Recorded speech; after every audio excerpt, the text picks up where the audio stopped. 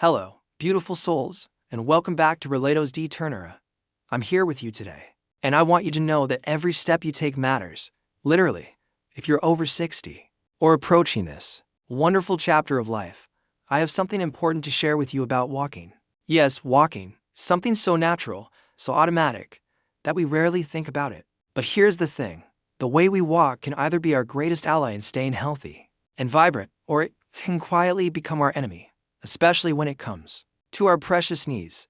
You know, I was talking to Maria, a lovely woman from our community, just last week. She told me, I used to walk everywhere when I was younger. Now, at 65, every step feels like a challenge. Her words broke my heart because I realized how many of us are walking in ways that are actually hurting us without even knowing it. Today, I want to be your gentle guide, helping you understand not just what might be going wrong, but more importantly, how to make it right. Let's start with something I see everywhere, the shuffle walk. Picture this, instead of lifting your feet properly, you're sliding them along the ground, barely clearing the surface. I understand why this happens. Maybe your legs feel heavier than they used to, or perhaps you've developed a fear of tripping. These feelings are completely valid, my dear friend. But here's what's happening to your knees when you shuffle. Your muscles aren't working the way they should. Your quadriceps, those powerful muscles in the front of your thighs, they're not getting the engagement they need. Without proper muscle activation, your knees are absorbing all the impact and stress they weren't designed to handle alone. It's like asking a single pillar to hold up a bridge that needs multiple supports. Maria used to shuffle because she was afraid of falling.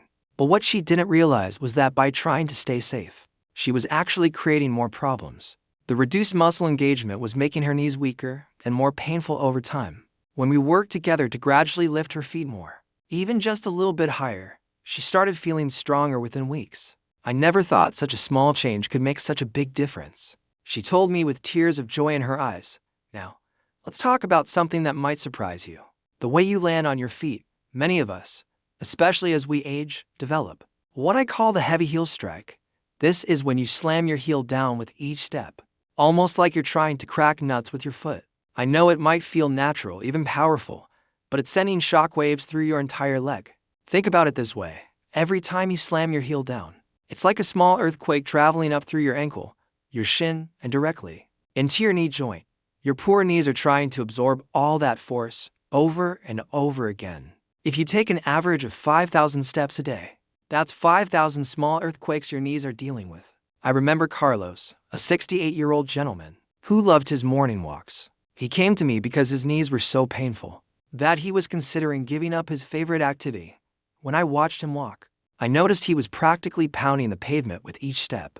His heel-to-toe strike was so forceful that I could hear it from several feet away. We worked on what I call gentle landing, imagining that you're walking on freshly fallen snow and you don't want to disturb it too much. It took patience and practice, but Carlos learned to land more softly, letting his whole foot roll naturally from heel to toe.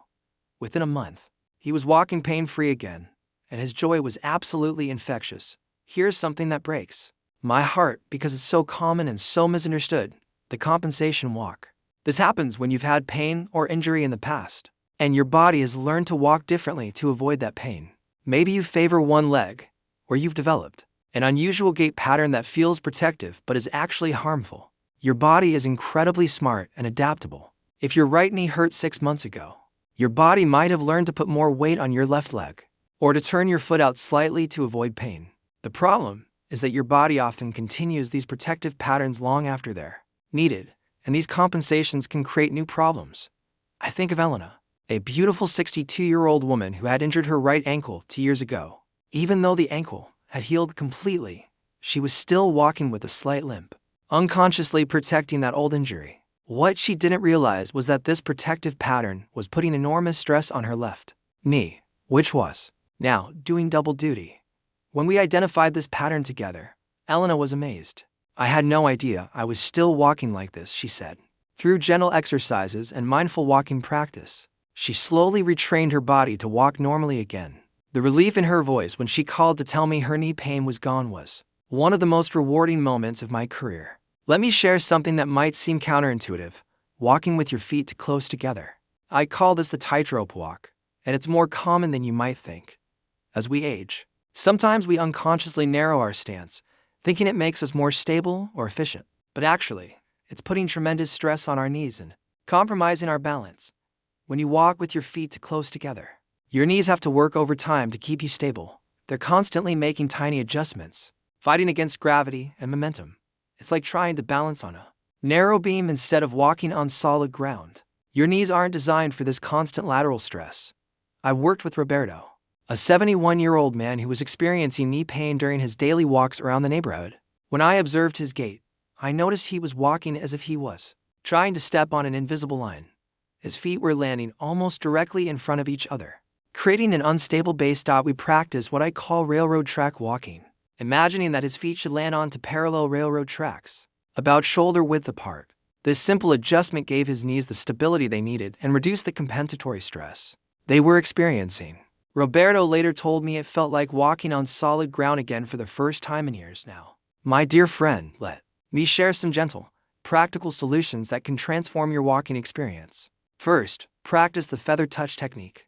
With each step, imagine you're trying to step on soap bubbles without popping them. This encourages a lighter, more controlled foot strike that's much kinder to your knees. Second, focus on your posture. Stand tall. Imagine a string pulling gently from the top of your head toward the sky. When you walk with good posture, your whole body works more efficiently, and your knees don't have to compensate for poor alignment. Third, take shorter, more frequent steps rather than long, reaching strides. Think of it as baby steps with purpose. This reduces the impact on your knees and actually helps you maintain better balance and control. Fourth, practice walking with a slight bend in your knees. Your knees should never be completely locked straight when you walk. Keep them soft and flexible, like gentle springs that can absorb the natural movement of walking. I want to acknowledge something important. Changing how you walk isn't just physical, it's emotional. Walking is so fundamental to who we are, to our independence and freedom. When we start to have problems with walking, it can feel like we're losing a part of ourselves. Please be patient and gentle with yourself as you make these changes. Your body has been walking a certain way for years, maybe decades. It's going to take time to retrain these patterns, and that's perfectly okay. Every small improvement is a victory worth celebrating. Remember, you're not just changing how you walk, you're investing in your future self. You're choosing to be proactive about your health and well-being. You're saying, I deserve to move comfortably and confidently, and you absolutely do. As we come to the end of our time together today, I want you to know that every step you take from now on can be a step toward better health, less pain, and more joy and movement. Your knees have carried you through decades of life's journey.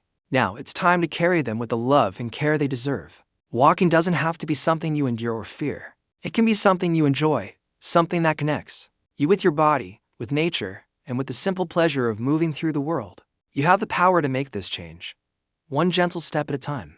Thank you for joining me today on Relatos de Ternura.